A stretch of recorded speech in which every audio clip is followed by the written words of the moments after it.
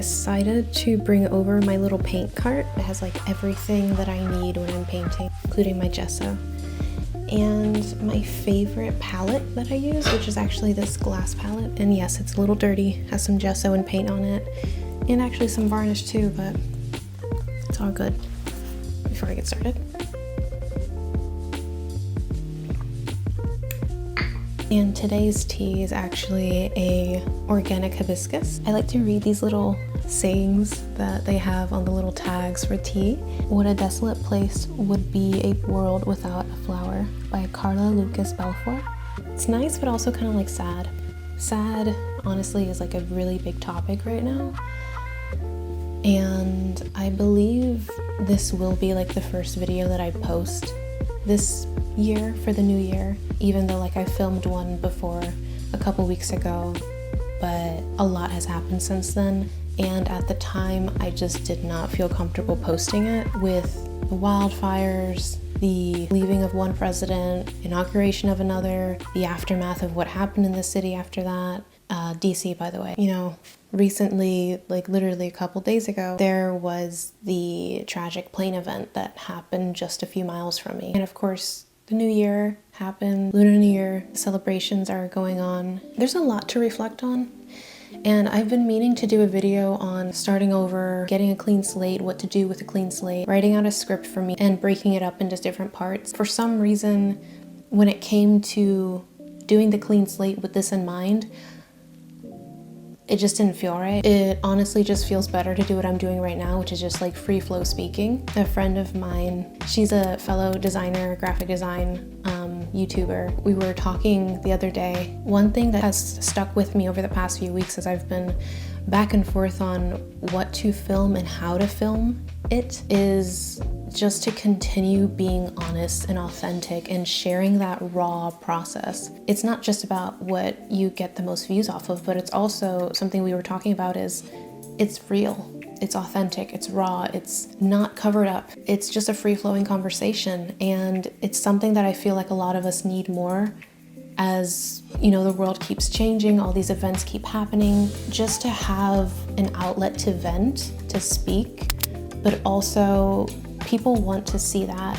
People want to see people just being authentic, being themselves, being raw about what's going on. The highs and the lows, sharing it all, of course, with the privacy in mind too, with boundaries. It's what's true to us, you know?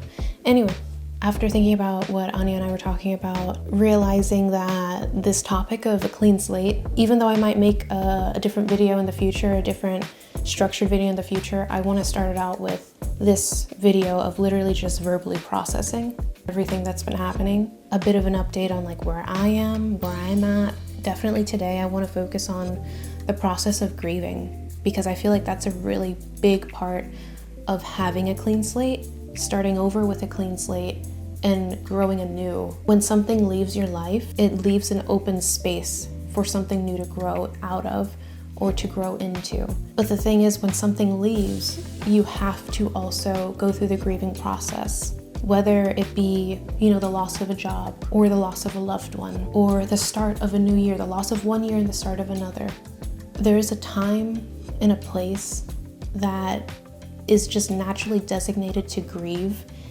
And grieving is also something that we don't talk about a lot in our cultures. Specifically the westernized cultures, Christian cultures, like in the United States.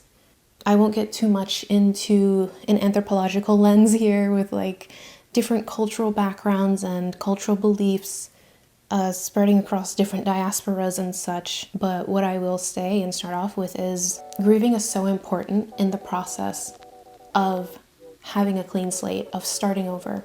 You cannot fully step into your next chapter without looking at what has been lost, reflecting on that, seeing, okay, what can I do to make things better for myself? Learning to also surrender, letting go of control, knowing that sometimes you really cannot control things. Yeah, I thought, why not go over this?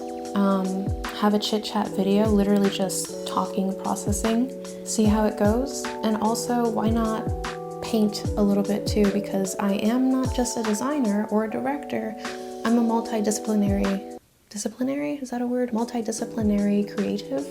I'm an artist too, is basically what I'm trying to say. With this whole process on my channel that I've shown of starting over, you literally see me in my last apartment as I'm moving out, packing up my belongings, being laid off at the same time, and then it goes to me being in this new home. And in real time, I'm still processing all that stuff that happened this past year. It's hitting home, literally. Every single day, every single moment, I'm being reminded of these things that have happened, and also being reminded, okay, now to flip the page, keep going.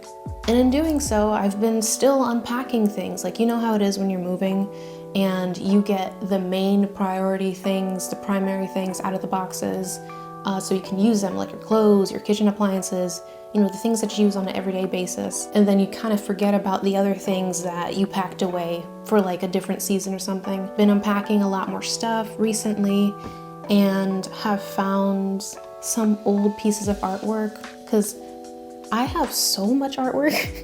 I have so much artwork. I have so much like things that are in the process of being completed. I have things that like literal fresh new canvases. Like I have one right here that is not even gessoed yet. I have so much stuff. I found it all recently and I decided to bring some of it up here and decided, you know what, let me just keep going. Why not make a video about, you know, verbally processing, speaking about the real that's been going on, the economy, being someone who freelances, who's a young person. There's so much that has happened, and one thing that I really miss about school, in the school environment, I was only in 2 studio classes when I was in college, but one thing I really miss about being in a studio environment is literally having the time to talk about whatever the f we want and create. We're processing our days, talking about our relationships, our families. We're creating in the process. We're painting, we're using charcoal, pastels, all these things. We're not only venting, you know, and we're just speaking to each other in like that community, but we're also creating something harmoniously. There's like a ebb and flow sort of thing that happens in this sort of environment, and I wanted to bring it here. Something else I've been really thinking about is not boxing myself so much into what I should be, who I should be, and instead literally just working with what I have, giving what I want a go, and just trying things out. And I thought, you know what, I have not painted on this channel. I've like shown some of my artwork pieces. For instance, this is one that I made a while ago and I love it. It's so simple. It's literally just a quick study. I would call it a quick sketch, but through paint. And I guess I can get started. So one thing about me for this new year, I don't really like making resolutions. I prefer to make like aspirations. I guess you can also call them like actual written out manifestations, like a verbal vision board, you know, stuff like that. Because I feel like goals tend to be like all or nothing. You know, I feel like they tend to carry that type of energy around. And by the way, before I keep talking, what I'm gonna do is finish painting the sides of this piece here. I just literally called it Golden Hour Landscape. And it's one of those study pieces and it makes me really happy. This is actually one of my favorite times of days, and this was literally just another study, just seeing a different type of way to paint clouds.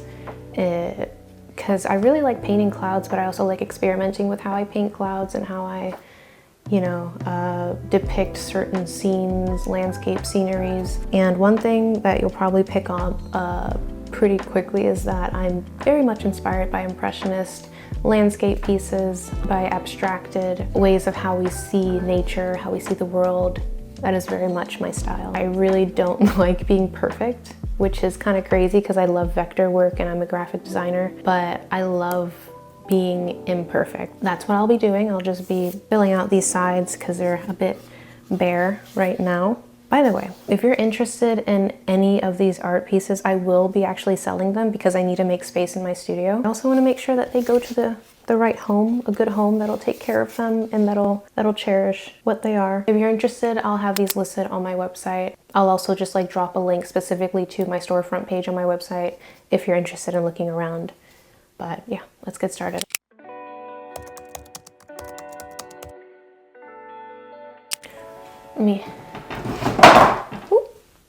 Ooh. So a lot has happened so far in the new year. I know we're all processing all this that has been happening because it's a lot, and you know, you got to talk about it. But one of the main things is, you know, of course, talking about it, but in talking about it, you're giving a chance to let what happened actually sink in, let it breathe, give yourself the time and space that you need to process and to also grieve what has happened. If you can, try to take things in small doses or in the doses that you feel are adequate for you. So for me, one thing I've been doing is I've been on Do Not Disturb a lot. I started using Do Not Disturb a lot this past holiday season. Honestly, just because like it was one, the holiday season, but also there was just a lot of BS happening in my life at that moment, and I needed time to heal from what happened and time and space to do so. Yeah, Do Not Disturb became my best friend during the holiday season. Not actually, but you know what I'm saying. It was just too much, all the stuff that happened, and of course you can't hide from everything, and I'm not saying that you should forever. You have to eventually come back to your reality, whatever that may be for you. And for me, it was getting back to, you know, planning out a content calendar, or at least getting something started and seeing, okay, how should I start the new year with all of these new things that are happening? Coming back to the real world of, oh yeah, I have student debts that I need to really get back on too after all these months of not having a stable, steady income. How do I move forward with this? Knowing that I have these issues financially and that I'm grieving several things. What I'm saying is sometimes you really just need to take space. And I mentioned this in my first video, but there's something that I call an energy budget, and not just me, I'm sure other people do too, but anyway, you have to be mindful of the amount of energy that you put into something, the amount of energy that you have to give out, because sometimes you just really, you can't be there for people, not just because you don't want to, but mainly just because like you literally can't take it. You have to listen to yourself, to what you need. It's okay in that sense to be selfish. Especially, I know this is difficult for people like me who are former people pleasers or recovering people pleasers. It can be hard to put yourself first in that way, but without you, there's no you. You know, without your energy budget, or if you're depleted, then you can't do anything, you know? So in this way, you have to put your guardrails up when you need the space to reflect and to heal, to grieve, and it's okay. Yeah, when it comes to the process of grieving, the one thing that you really want to do is give yourself the time and space that you need to recover. Just like when you're working out, you know, you need to make sure that you have the right nutrients, you get enough sleep, that you're actually stretching and taking care of your body. You're getting everything that you need to build up your muscle mass or to thin yourself out or whatever your nutrition body goals are.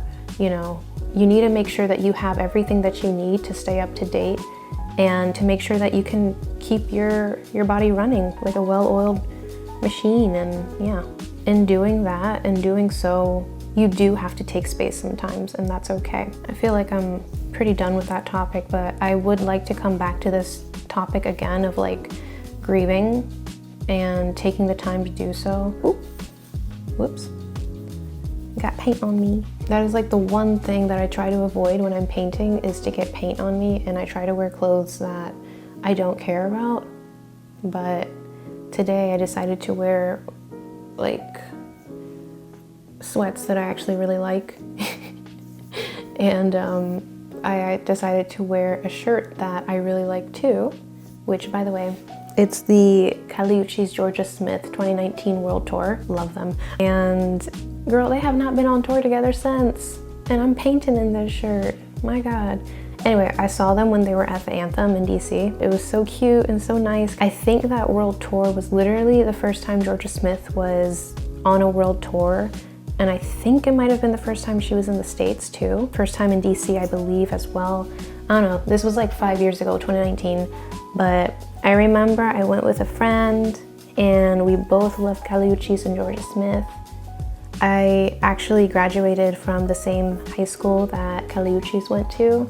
So yeah, shout out to my friends who told me that Uchis went there, because I would not have known if they didn't tell me. And I would not have known about her story, her music, how she sees things, her life, her perspective. I would not have found out about her probably till like much later in life. Like probably like right now, I probably would have found out about her.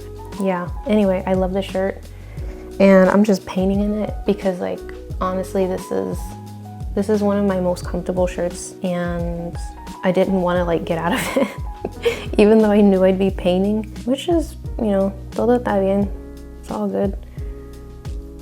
But yeah, I love Uchis and Georgia Smith. I have respect for both of them. I have more of a connection to Uchis because of the fact that, you know, she's from Alexandria, you know, Alexandria, DC area claims Cali, and we love her.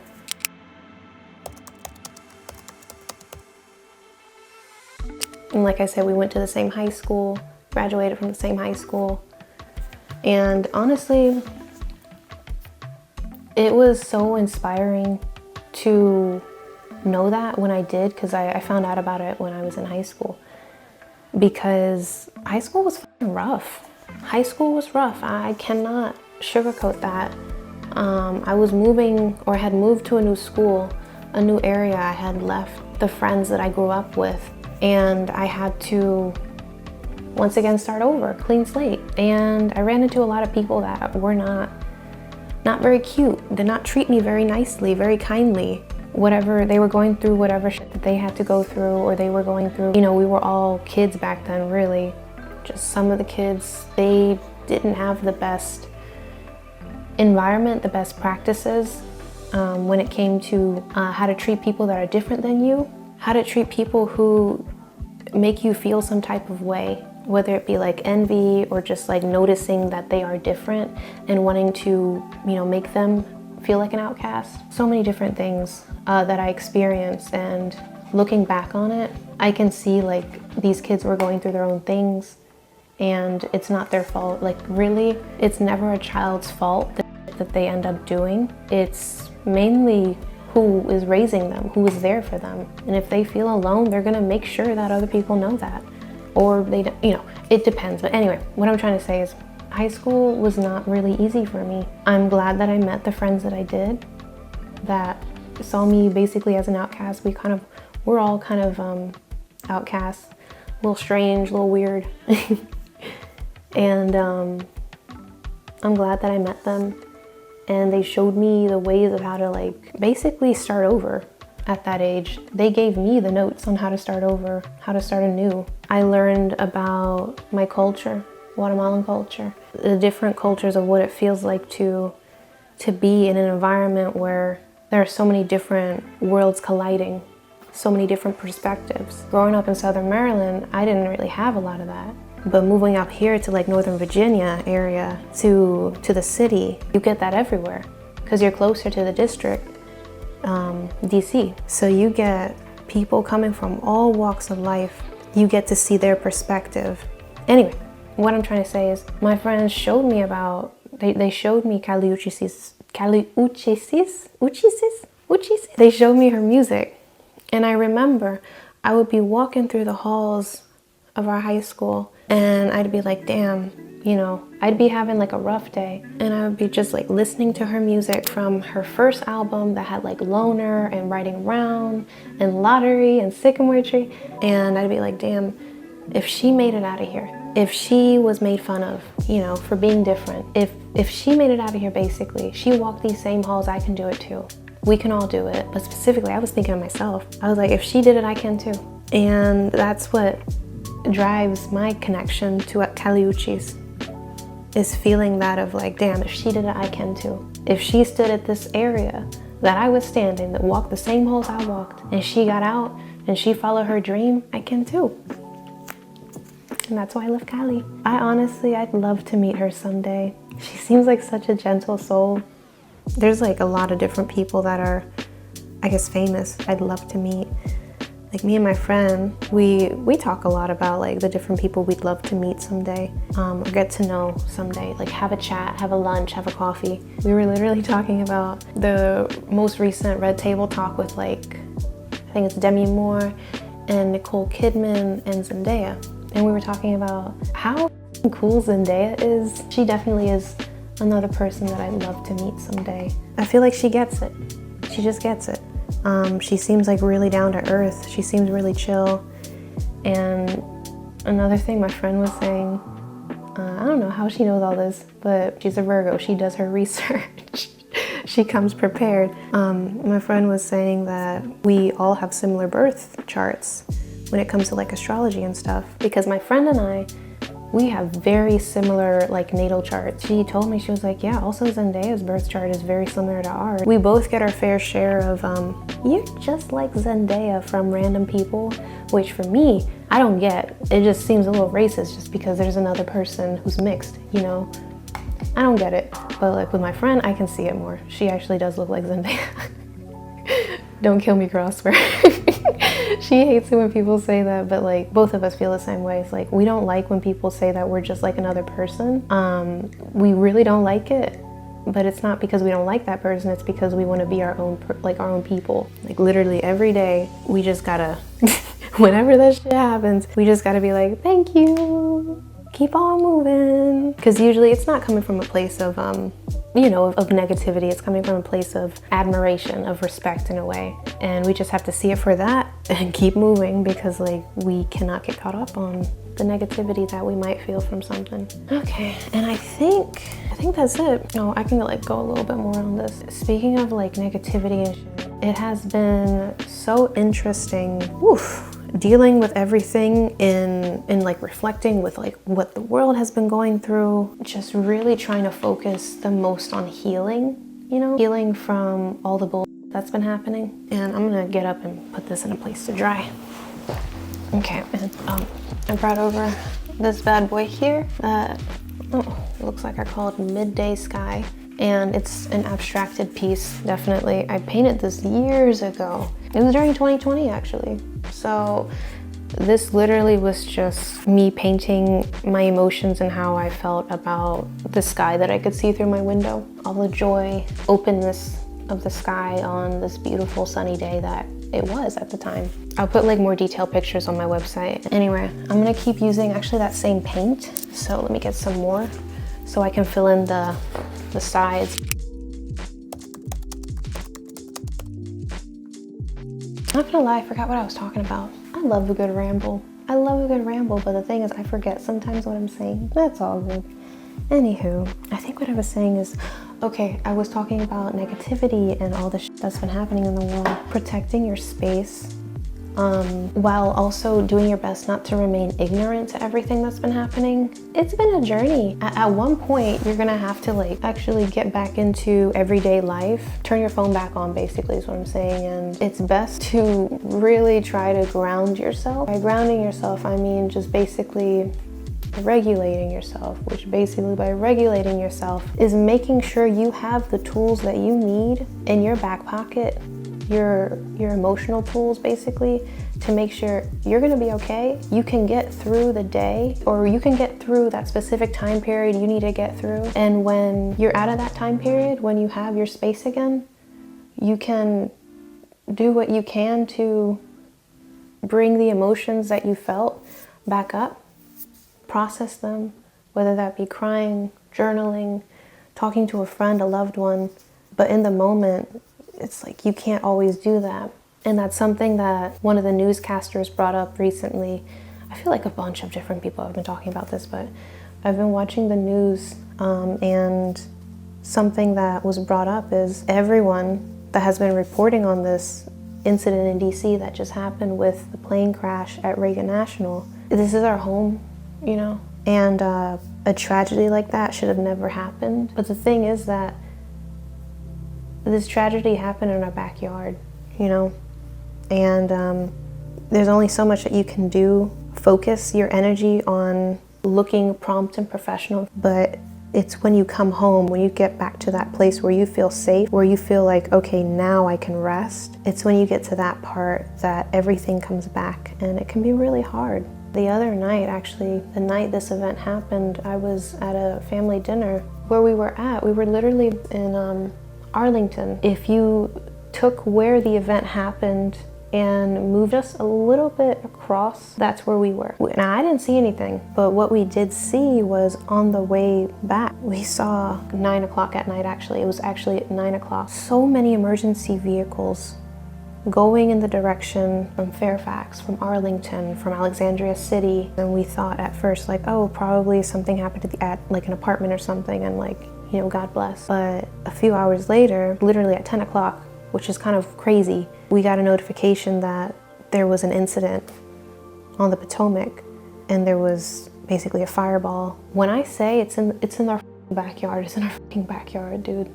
And we didn't even know about it till like a few hours later. At that time, I realized, okay, I want to know what's happening, so I turned the news on, the local news, and I feel like the local news was reporting on it like at least 24 hours. It was breaking news all about the plane crash that happened. Like I was talking about earlier, sometimes you can really just like block all that shit out. But in this case, the fact that it was so close to home, there was only so much that I felt comfortable with blocking out. And because I wanted to know what was going on. I wanted to stay informed because something like this doesn't happen. I feel like everyone knows at this point, DC has one of the most strict airspaces in the world, if not the strictest airspace in the world. And for that to happen, it's still astonishing. That night when it was all happening, my family and I, we stayed up really late just watching the news. In a way, we couldn't turn away because all that we knew is that, you know, emergency response was getting out there, was trying to do their best to just figure out what's going on. And everyone was just trying to figure out and understand what had just happened. Who was on board? Were there any survivors? I remember hearing one of our local weathermen say 10:30 at night. The water itself in the Potomac was 35 degrees, how fast hypothermia sets in, and basically saying at that point, it was pretty certain that nobody had survived, or whoever had been in that water, in that environment for the amount of time, like, they weren't gonna make it. Crews were still trying to get to the craft, to the water. Basically what I'm saying is, in that case, I couldn't turn it off. And I only turned off the TV. I turned off my notifications when I felt that it was right to do so. When I felt, okay, I'm exhausted. I know my boundaries and I have to turn away right now. I've learned as much as I can. If I keep watching, I'm going to be watching out of a sense of desperation, and I don't want to be in that energy. You know, there's only so much that you can do. And sometimes, my friend and I were talking about this the other day, sometimes you don't want to come across as not doing enough, as not speaking up for something. If you're part of a community, an environment, whatever, or not, but specifically if you are part of a community and you're not speaking up about something that happened, you don't want to be seen as like that person of like who doesn't give a or who comes off as like, oh my God, they're not saying anything, like how could they? You don't want to come across as the bad guy, but sometimes you really cannot do it because it hits too close to home. It is too triggering for you to even speak about, because sometimes you just don't even have the words to speak about these things. Or you might be going through something else right now in your life that is similar, and you just can't. You can't, like, because you're processing yourself, you know? And for the people who can speak up, who can say what you would like to say, but you just don't have the strength within you, or you just don't have the energy within you to say it, good on them. But like I said, sometimes you really can't. You can't do it. Not because you don't want to all the time, but because you literally don't have it in your energy budget to do it. And that's okay.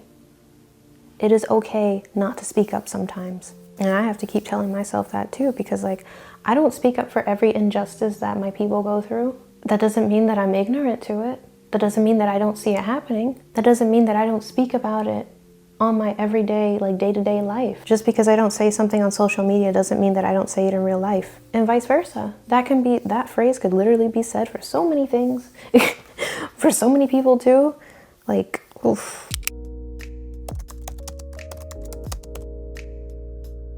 That's another story, but literally with even thinking about all the mass deportation and knowing my family's story, my friends' story, why they came to this country, reflecting on what it means to still believe in the American dream, and reflecting on the fact that some people are really trying to narrow what the American dream means and for whom. Who is valid enough to have this dream? Who is enough to have this dream? The fact that that is even in the spotlight, and the fact that global powers now are having to step in and be like, this is inhumane, it's crazy. It's a lot. There's a lot of stuff that happens behind the scenes that not everyone knows about. Sometimes there's a lot happening behind the scenes, but that doesn't mean that you gotta talk about it all. And that doesn't mean that just because you don't post that you're not doing anything. Yeah, I'm just talking at this point, but yeah, there's been so much that's been happening, and I've been conflicted of, God, should I say something?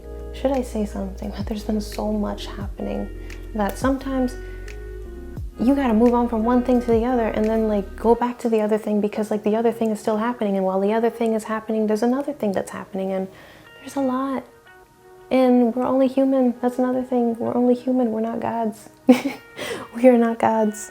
No matter how many times, you know, some people might try to push the fact that they are some idyllic being, you know, and that's okay.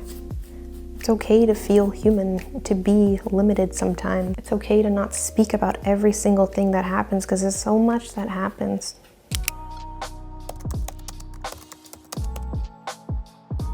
Another thing that I've been wanting to talk about is basically how I've been feeling, how I've been doing, and keep it really real and keep it really honest. I've been having a time figuring out who I want to be, if the career path that I had really been going on and that I thought I could pivot into, if it is right for me, if I can really do this. And by this, I mean following my dreams. If I should just take a job, you know, just any job to keep something coming in. Because another thing is like, I really do miss having a reliable source of income, because right now I do not have a reliable source of income. I cannot lie, I have been applying to jobs. I have been applying to product design jobs, to digital design jobs, visual design jobs, and I've been applying since October, because I thought, you know, as I'm getting this started, you know, my brand, my business started, I want to have a stable source of income coming in that I can depend on, that I can rely upon, and I want to be able to keep my skills sharp, you know, work on projects from real people as I'm finding my own clients. When I tell you I haven't gotten a single interview, me, I haven't, and that's been really hard on my psyche. It really puts me in a place of, who do I think I am, to, this is all the limiting stuff that I'm still working on, but like, who do I think I am to want what I want? And well, if they're not hiring me, if they don't even want to interview me, then gosh, I'm probably not even good at this stuff. And the amount of people or companies, that I have applied for, and people too, like I've applied for freelancing gigs and haven't heard anything back even after reaching out. You know, sometimes you're ghosted, which is something else that Anya and I were talking about, of like how to deal with clients when they ghost you, you know, or just even prospective clients when they ghost you. It can be really rough, especially when you're really dependent on success and moving forward. And something else that I've been wanting to talk about is that I have been hearing for a very long time, which is why I never actually quit my job, that you shouldn't start a business and be jobless, because you should always have some sort of backup, you know, something to keep you stable while you're starting out. That's why I never quit my job, was because I actually had decided to put my idea of, well, maybe someday I can start a business on hold, because I still wanted to go for that second promotion. And it literally all happened so fast, so kismet, so seamlessly. Literally was denied a promotion for my second time during my annual review, was expected to receive a bonus. 2 weeks after, didn't receive a bonus, was laid off instead. But the thing is, I didn't share this, but the day I was laid off was a day that, of course, it was so quiet. I had nothing to do. I had been asking for months for projects to do, for things to do, and I had gotten nothing. And so that day, I was literally just taking my time to be like, okay, what can I do for me today that is like somewhat revolving around work and career? And I had decided, you know, I've focused so much over these past few months, I've focused so much on this corporate job. What do I want to do? And I decided to take a page from Tam Kaur, from Dr. Tara Swart, from Roxy Nafusi, and I decided to create my vision board. And I did it on my own, you know, on my own stuff, on my Mac actually, that's behind this camera. I wanted it to be a vision board for my overall trajectory of what I want to do, my goals, my aspirations. I put down so much stuff when it came to career. I put down painting, content creation, having a YouTube channel, being a successful content creator, being a successful designer, a director, and other personal things, places that I wanted to visit that inspire me, scenery, interior design, textures, all these things that meant something to me. I did this around 11 a.m. in the morning that day, and 2 p.m. that same day I was laid off. I was basically fired, with notice, of course. And that's what I mean, it's like, it all happened so kismetly. The moment that I started focusing on myself instead of this corporate job, everything kicked into place, and I was basically kicked out of that job. Basically, fast forward to where I am right now, a new year, January, or actually it's February now. It's February 1st, Saturday. And I can say now that I am lucky in a way that I don't have to worry about proving myself to my boss or to higher ups of why I deserve to be paid the way that I need to be paid. Because that was one major thing that I was really frustrated with, and I had done my best to vent and to communicate to my higher ups that the fact that the way I was being paid was not enough for this region, for this area. And for months, I spoke about this before, but I had been constantly having to prove myself.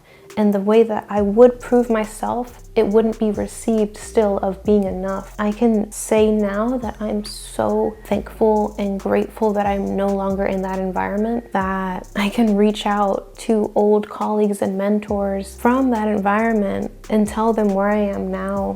Thank them for their advice, for their kind words and their support. In a way, I'm really thankful that I don't have to work a corporate job. But in another way, it would be nice to have that salary again. And the thing is that I am okay with working a job with a company that I truly admire, that I feel has similar values and similar mission to what I have, which there's a lot of companies that at least say that they have like similar values, similar mission as to what I have, my own brand, my own company. But you know, it just hasn't come through. And the thing is, like, I've applied for jobs and I know I can, that's the thing, is I know I can get them. I know if I talk to the right people, I can get them, but it's the fact that you have to know the right people. You have to have the right time of day for these people too, or they have to have the right time of day for you to have these conversations. I need more paint. Yeah, it's like these jobs that I applied to, all of them, I know I can do. I know another thing is that sometimes you just need to talk to the right people, or you need to know the right people. All of these jobs that I applied to, I haven't gotten a call back. Jobs that I can do in my sleep, like literally jobs that I did for my last job and the job that I had before that too, even though I was never given the title, which happens to a lot of people too. Like, even though you might have the actual skills and the endurance to keep up and the courage to fail and keep learning again, what I've seen is like sometimes you really just don't get the job. Even though you really can, even though in a way you deserve that job. sometimes it doesn't happen. And that's been really rough, knowing like I have bills to pay. Being a designer is not cheap. Being a multifaceted designer, being a director is not cheap. Even memberships like AIGA, I didn't even get to renew mine because I had to put it in a list of things that I can't prioritize right now. I can't put money towards it when I just don't have enough money coming in. And knowing like these jobs that I can do that can get me at least, literally a lot of them starting at like 100K, which is actually pretty decent for this region. 100K for the job, going all the way up to, I think literally I saw a PowerPoint presentation design job specifically working with Azure, with teams that focus primarily on presenting Azure solutions. And that's something that I did a lot. I saw that job last year actually for Microsoft. The job for a position like that, it was starting at 140K going all the way up to 236K. It's like knowing like that's out there for the skills that I have, and I'm still not getting hired for these things. Now, did I apply to that job? No. But I've applied to other ones that they have a really good salary, that if I were able to get it, I'd be able to pay off my student loans, shop for the groceries that I miss shopping for, start saving for my retirement, start investing heavily again. I'd be able to start building my life back up. I'd be able to travel to meet coworkers and colleagues, whether it be in like my actual business or like my personal business that I have as a designer and director, going to different events like networking events, going to concerts again, you know, going to meet up with friends who it's been a while since I've seen them and they don't live in the area anymore. That's what I feel getting a salaried job can do for me right now. And the only reason I'm even considering that is because I don't have enough clients right now. Another thing is like a lot of people, they see me, they immediately, which I can understand, question and say like, okay, basically prove yourself to me. Who are you to say these things and show me what you can do, show me what you have done, which I totally get. Like you're basically handing over your business to someone. You're paying someone for what they say they're an expert at. And the thing is, I'm not saying I'm an expert.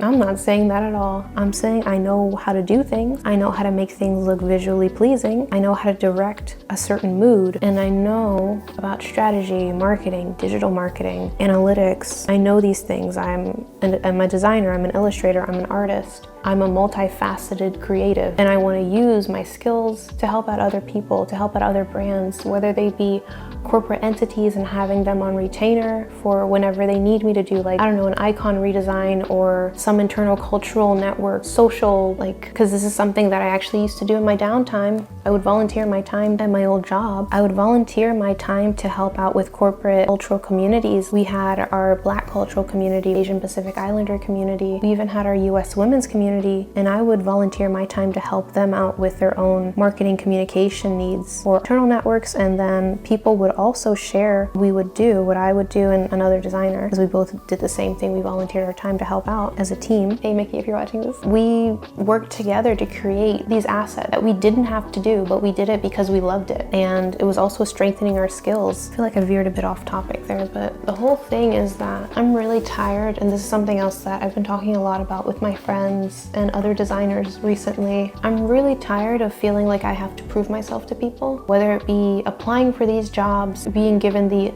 unfortunately we cannot, that note, or whether it be I reach out to these potential clients that I think would be great to work with, and they get back to me and say, who are you to say that you can help me, and what can you do? I get that these people are being very safe with their business. It's their baby usually. They care a lot about it, but it's like I'm really tired of having to feel like I have to prove myself. So something that I've been doing, I've been working on, is reframing, proving myself instead to be, I have nothing to prove. I am not an expert, and I have these skills and I want to use them to help you, and it'd be great if you can pay me for my services.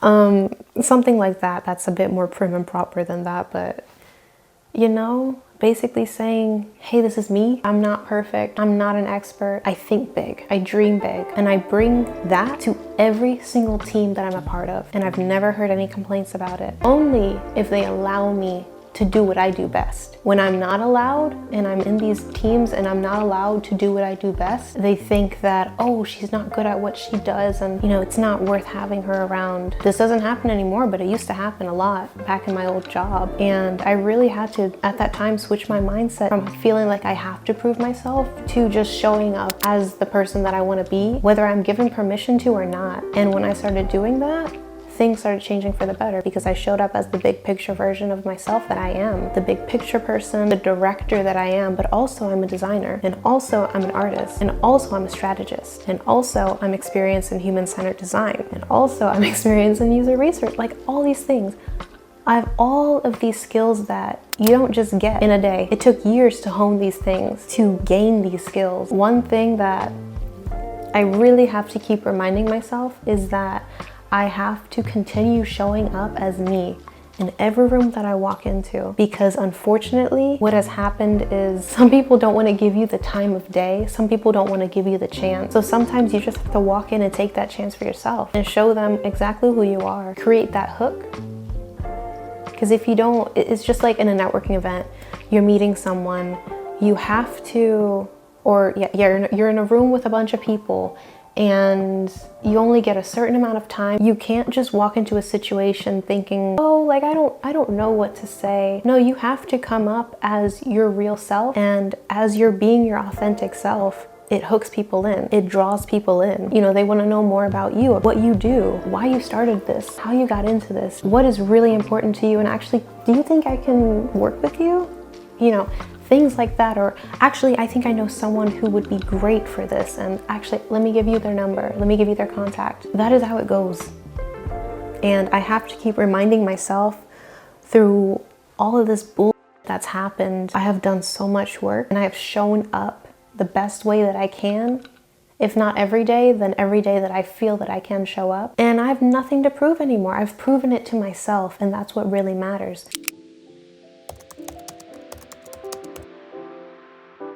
But anyway, I feel like I have spoken enough. I feel a lot better. But yeah, it's been rough. I can't lie, it has been a rough start to the new year. In many ways, it has been really nice to have that hibernation reset energy. The real thing that keeps us going, that keeps us together, is our connection to ourselves and to one another. Making sure that you have support, you have the right people around you, making sure that you can support yourself and give others grace as well, because it's not just you. Everyone is going through it. Whether they let you know or not, everyone is going through something. You know, if they have an outburst or something, or if they treat you in some way, knowing like, okay, they're going through something. I don't have to take what they're giving me, but just knowing like that you can give them grace, and giving them that grace, and giving compassion to yourself for showing up no matter how difficult things may be, or even how great a day may be, like you're still showing up. I want to see how this video turned out. This is probably a really long video. Yeah, let's see how this goes. And yeah, I hope y'all are safe. I hope y'all are well. And you know, if you also did something creative, let me know what you're doing. And I hope you're doing good. I hope you have a great weekend, because it's literally Saturday right now. So that's me. I'm a dip. I'm a go warm up some tea, because my tea is cold. My hibiscus, my flor de Jamaica is cold. But anyway, that's me. I feel like I've said enough. But yeah, I'll see y'all next time.